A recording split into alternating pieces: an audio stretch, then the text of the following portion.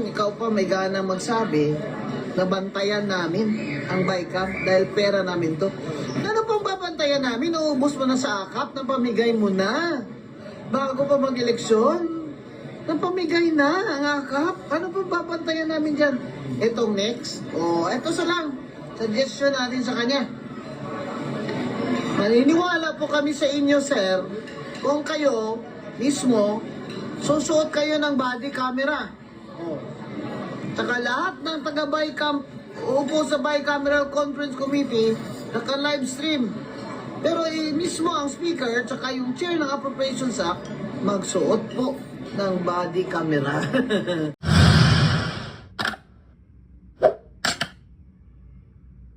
Ganyan. Attorney, ano man ang kantahin mo?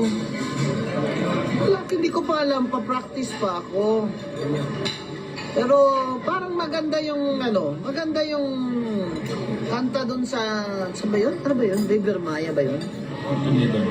Yung adik baya kamo.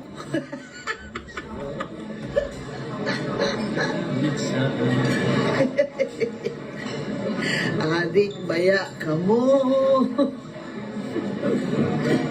Mamayang 11 nasa Harolds ka. Hanap-hanapin ka. Tama. Hanap-hanapin ka. Ay, politika na. Layo pa. Hindi malayo. 3 years na nga nakaupo dyan si Kwan eh. Yung best friend nyo. 3 years na siya nakaupo. Ang dami pa rin problema na pinangako niya. Di ba? Kahit anong gawin niya sa bigas, hindi talaga pwedeng 20. Tsaka, ayun, nag-increase ang gasolina. Nagulat ako, ha? Laki na increase, ha? 5 pesos. 5 pesos, grabe, no? Sa 4 na litro, sabihin mo na lang. 6 na litro lang, sa 30 pesos, Kalahating kilo na yung bigas, ha? Grabe, to sabihin niya, wala pa naman, di pa naman malala yung gera. Ay, grabe. Ano alam mo talaga ang problema? May oil deregulation law. Private na ngayon ang may mga reserves. Gobyerno, walang reserve. So, ano yung pwede niyang gawin? Yung BBM, pwede niya na lang gawin, magbigay siya ng subsidy doon sa mga private supplier ng oil para hindi taas ang presyo. Pero wala pang nangyaring ganyan na successful yung mga subsidize ng oil. Wala talaga. Ano daw yung yung nagsabi na i-open daw niya sa public yung BICAM? Ay galing-galing mo naman. Si Cielo Magno, nagtawag siya ng na-i-open yung BICAM para makita natin yung di ba, dinaya nila tayo mga taong bayan sa BICAM. Pinagdagdagan nila, siningit-singit nila yung mga akap-akap na yan. Di ba, yung BICAM na yan, nawala na lang yung PhilHealth natin. Basta. Sabi ni Cielo Magno, i-live stream, i-open to the public ang bicameral conference ng Senate at ng House. Yan yung bicameral, meaning BICAM, House, mga congressmen at mga senador, meeting yan sila to finalize the, the entries there in the budget for the General Appropriations Act na bubutohan ng mga senador at kongresista. Aba? Wala pa nga 24 hours, sumagot na agad si best friend ko, si Romualdez. Nasabi niya, payag siya. At ito, sabi niya, bantayan nyo, kasi pera nyo ito. Bantayan nyo ang kaban ng bayan, kasi pera nyo ito. Anak ng tinapakan naman. Yung akala mo na talaga, bobo na talaga kami, bobong-bobo na kami. Ikaw na nga dyan, binabantayan namin, tapos babantayan pa namin yung BICAM. Ikaw pa magsabi na bantayan namin yung BICAM dahil pera namin yan. Ikaw na nga binabantayan namin eh. Kasi baka ubusin nyo dyan eh. Nahabla-habla na nga yung Bla-bla na nga sa Supreme Court to declare the General Appropriations Act unconstitutional eh. Dahil sa paggagawa nyo eh. Tapos, ayun, ikaw pa may gana magsabi na bantayan namin ang BICAM dahil pera namin to. Ano pang babantayan namin? Naubos mo na sa akap, napamigay mo na. Bago pa mag-eleksyon, napamigay na ang akap. Ano pang babantayan namin dyan? Itong next, eto sa lang. Suggestion natin sa kanya. Naniniwala po kami sa inyo, sir, kung kayo mismo susuot kayo ng body camera. Saka lahat ng taga-BICAM uupo sa Bicameral Conference Committee naka-live stream. Pero mismo ang speaker at saka yung chair ng Appropriations Act magsuot po ng body camera. Para sure kami kung sino kinakausap niya. At i-live stream din, CCTV camera, ang opisina ng speaker. Para sigurado talaga kami na walang daya. Yun. Kung gusto niyang maging mabango sa taong bayan, taxpayers, edi live stream nga niya ang bicameral conference. Lahat ng steps, pero i-live stream niya rin ang opisina ng speaker. Yun, di ba? Bantayan daw natin ang ating pera. Hindi. Siya ang bantayan natin. Tama ka, Lem. Bantayan natin siya. Tatapon pa niya ngayon yung responsibilidad sa atin, ha? Unsa naman di ay? Magbugo na yun kayo, ana. Oy, sus. Batay, buguan na to, anig. O patakasabot sa niyang ginahimo sa ito, ha? Yan, mga kababayan, ang lesson natin. Kasi naman itong mga congressman, tando, wala kong sa Ilonggo pa. Marami sa kanila, tando. Wala sila doon kasi may akap din sila. Hindi ba naman kayo mahiya kayo sa tao? Mahiya kayo sa mga taxpayers? Kaya alam ko, gusto ko, yung ginagawa ni Ping Lacson, wala na lang pork barrel yung mga congressman. Naku, attorney, paano yan? Paano? Gusto ko nga, i-donate nila yung mga part of their salary sa kawang gawa eh. Donate nila. Para sigurado tayo na yung mga gustong tumakbo ay wala na silang, kung ang gusto lang nila ay makakwarta dyan, hindi na sila tatakbo. Sabihin na, ano ba yan? Magkano lang naman makukuha ko dyan? Wala na pala akong kickback sa, sabihin nila, wala na palang SOP, wala na kickback sa mga pork barrel. Para ano? So yung tatakbo na lang, yung mga walang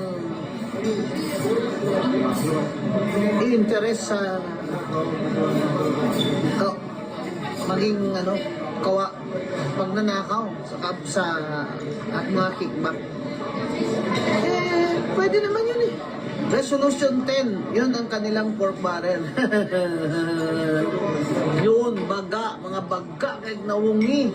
Bagag nawung, makapal mukha. Sobra pa sa baga, attorney, itaw dong.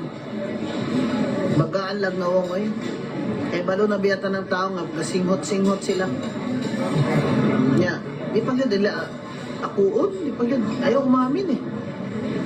Tsaka, bakit ang baba nung yuko-yuko niya doon nung sinusunog yung shabu? Baba ng baw niya, parang hapon ah. Kasi naamoy niya yung yung usok ba? Sayang eh. Yung cocaine po, hindi po yan sinusunog. Sinisinghot. Huwag kayong mag-alala. Lahat naman may panahon. Iba dyan, gusto mo presidente, Kaya ngayon, pag good luck siya, pag good boy siya, o yan. Open ang bycam ha, i-open, kaya wala naman. Sa pamaya mo open nun diya, kaya naubos naman. Niya, wala. Gasto naman niyang akap. Katok, kayo na siya. Katok lagi. Udagan lagi. O presidente. That's why. So, you watch out. Bantayan nato ni siya. Kay 3 years. In 3 years, ano pa kaya mga kababalaghan dyan ang gagawin niya sa pera ng taong bayan?